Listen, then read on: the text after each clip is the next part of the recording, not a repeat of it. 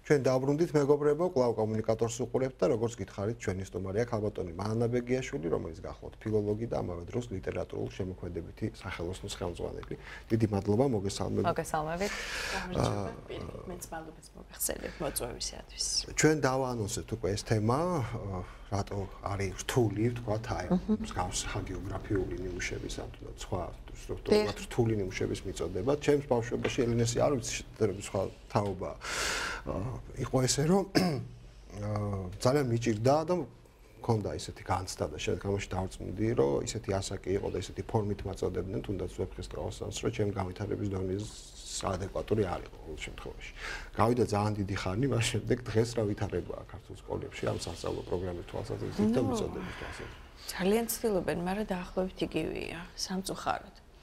პირველი რაც შემიძლია გითხრათ, ეს არის რომ დაწყებული იქიდან რომ ყველა ფერს აბსოლუტურად უნდა თავისი შესატყვისი დროსა და სივრცეში.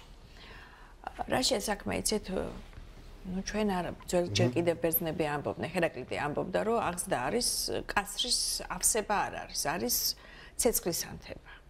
აი სულ ვიმეორებ ხოლმე, იცით, ჩვენ თუ მოვახერხეთ და ცეცხლი ავანთეთ, ის მერეც წაიკითხავს ვეფხისტყაოსანს.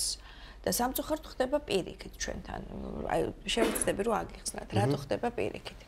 დავიწყოთ იქიდან რომ ეს არის მეორე გარდატეხის ასაკის შემდგომი პერიოდი, როდესაც აბსოლუტურად სულ სხვა რაღაცები, აბათ სუბლიმირებული აზროვნება აქვთ, სულ სხვანაირები არიან ბავშვები.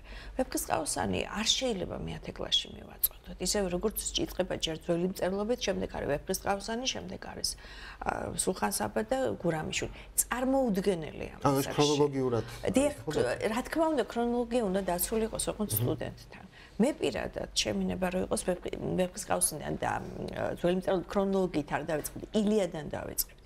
რატომ? იმიტომ რომ აი ეს მეორე გარდატეხის ასაკი და აი ეს შემდგომი პერიოდი არის აბსოლუტურად სხვა წინ გახედვის ისა. იცით, აი მსჭირდება ისეთი, რომელიც ადეკვატური და შესატყვისი იქნება ამას. ჯერდი ვერც გაიგებენ. იმდენი პლასტია ვეფხისტყაოსანში, რომ ჩემს ასაკშიაც კი ყოველ წაკითხვისა სრულიად აბსოლუტურად ახლებურად და ვიხიბლები. და მით უმეტეს იცით, რატო უნდა შევაჯავროთ? რატო უნდა გავაგებინო შინაარსის დონეზე? კარგი, მე მესმის, რომ შეიძლება დაბალ კლასებში რაღაცები მოუყვე. ამის მომხრე ვარ. მე მესმის, რომ აუცილებლად დაბალ კლასებში აი რაღაცა საინტერესო დონეზე, ან რაღაცა ესეთი სურათხატები, ისეთი კარგი ისინია, იცით, თუნდაც ალიტერაციებია ესეთი საინტერესო, რომ თუნდაც ამ დონეზე, რომ აი წმინდა ენობრივი თვალსაზრისით და აი მუსიკალური თვალსაზრისით, ყველას ხარ შეუძლია. ეს ნებისმიერ სიტუაციაში გამართლებულია. მაგრამ როდესაც მე-10 კლასელი ბავშვი აღებს აი ქართულ ლიტერატურის კარს, საერთოდ ვიცით, ყველაფერი არის აი როგორი კუთხით მიდე პირველი ღილის პრობლემაა მოკლედ. არასწორად აქვს პირველი. ჩვენ ისეთ რა ვშვებით, საერთოდ ანალიტიკური აზროვნება ეს ცნობილია ესეთ ფსიქოლოგიაში, პედაგოგიკაში, რომ ეს არის თელის ნაწილებად დაშლა. და აი აზროვნების სისტემაში ყველაზე მაღალი არის სინთეზური აზროვნება. როდესაც აი ამ ნაწილების შეერთება ხდება. ჩვენ რას ვაკეთებთ, იცი? აი პირველი კლასიდან მე-12-ში ჩათვლით სულ შლით ნაწილები. და იმიტომ მაქვთ მე რომ ყველაფერი იციან, მაგრამ ეს არის ჩატენილი ცოდნა. დაზეპირებული შეიძლება ახლა შეიძლება სულ არ მასწავლებელმა არ მისცეს. აი როგორ არის იცით, ინფორმაციის დონეზე იციან. და რა გამოყენების დონეზე ამას გულისხმობთ ანალიზი. იცით როგორ რაღაცა ქართველებს გონიერი არ ნიშნავს ინტელექტუალურს ქართულში. ეს ნიშნავს გულითაც. ეს პირველ რიგში ნიშნავს ადამიანს, რომელიც აზროვნებს და გული აქვს დიდი. ეს გულთან საერთოდ სწავლება, ნებისმიერ ამის სწავლება გულით უნდა მოხდეს. ის თუ აზროვნებით მოხდება მარტო, ეს იქნება ისევ ის ანალიტიკური დაშლილი და ესეთი არავითარ შემთხვევაში არ შეიძლება. ეხლა კიდე რატო? ილიადან რო ვიწყებთ მეთქი რო ვამბობ, ხო? ილიად ზუსტად ადეკვატურია მათი ასაკის, ზუსტად ადეკვატურია მათი სოფხედო, მენტალურს ყველაფრის აბსოლუტურად. აი ესე უნდა გაგრძელოს, რეალისტებით უნდა. ის რომ სიმბოლიზმი, ეს სულიერი მაქსიმალიზმია, ეს იგივე რომანტიზმია. როგორ შეიძლება მე დავიწყო აგეოგრაფიით და რა უნდა ვასწავლო? რომ ეს არის ან კანონიკური როგორ უნდა გავაგებო? ხო, ელემენტარულად. მით უმეტეს ბიბლიას არ ვასწავლი, არაფერს არ ვასწავლი. იქ სადაც დაპირ ვიწყებ ტექსტს. ვთქვათ, მასალის სწავლისას არ ჩდება კითხვა რატომ, ხო? დაკავშირებით იცით. კიდე ერთი ისა მაქვს მე მიმაჩნია რომ უნდა დაწნეხილად ისწავლებოდეს. ამ ხილა ტექსტის ბავშვისთვის მიცემა ძალიან ძნელია. აი როგორ გითხრათ, იცი მარათონია ეს სწავლა არ არის. ალბათ თქვენ შეძელით და ასე ვთქვათ გულით სწავლის სურვილი გავუღვივათ ძალიან ბევრ ბავშვს.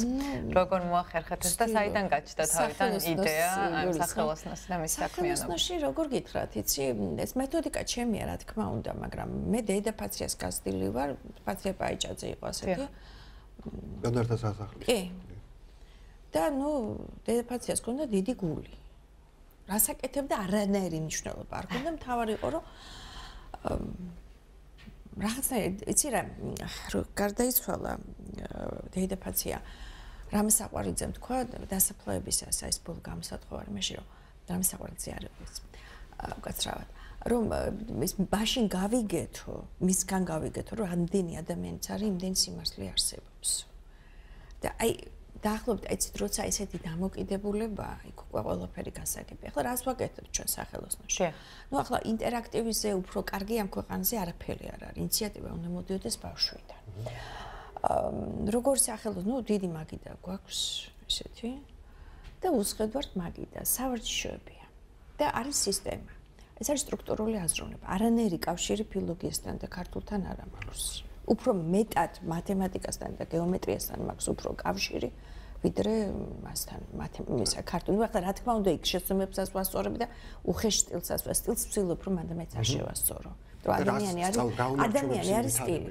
აი როგორ გითხრათ, იცით? აი ძალიან მარტივი სავარჯიშოები. აი ესე ბოლოს გავაკეთეთ ბურთის სახურავზე. სხვათა შორის ეს სავარჯიშო ძალიან მიყვარს, იმიტომ რომ ესეთი კარგი ტესტია, როგორც ხეს რო ახატინებენ და ვინც როგორ ხეს ხატავს, ისეთია. არასრულწლოვანთა მასში ვიყავი. კოლონიაში ხო? და ზუსტად მაშინ გავაკეთებინე, აი იცით როგორი ის იყო, რომ აი როგორი საცოდავი და როგორი დაგდებული და როგორი ისდია და როგორი ამბინცემს რომ აღარ შეუძლია და რომ მიყუჟულია. ბავშვები აკეთებენ სხვანაირად ამას.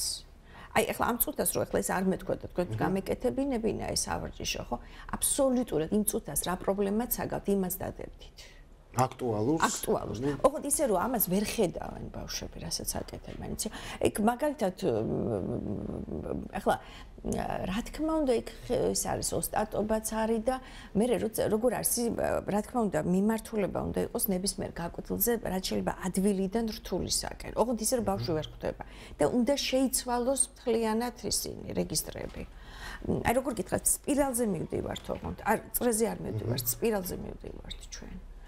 და რაც უფრო არ გავიმეორებ სავარჯიშოს და რაც უფრო აი ესე იქნება ის ვერც ხვდება ბავშვი რომ პრინციპში მე მიმყავს იქ სიტუაცია როგორ გითხრათ აი ყველა ვითარდება და თვითონ ხდება მონაწილე ამ პროცესში ჩვენ რო შევაჯამოთ საბოლოო ჯამში მთავარი პრობლემა მე როგორც ხედავ ყოველგვარი კრიტიკული ანალიზის დეფიციტი თავისუფლების არა სტრუქტურული აზროვნების და სინთეზური აზროვნება კრიტიკული აზროვნება კიდე სხვა რამე ეს წეღარაც თქვი აი ამ ანალიტიკური აზროვნების ურთიერთშექმნას მე ესე იგი 180 გრადუსით საპირისპირო ხო რაზეც მართებს დაფიქრება თქვა საზოლო პროგრამაში. ეს არის როგორ გითხრათ, იცი ვებქის ყავსნეს, აი რომ დაუბრუნდეთ უკან და შევკრათ, ხო?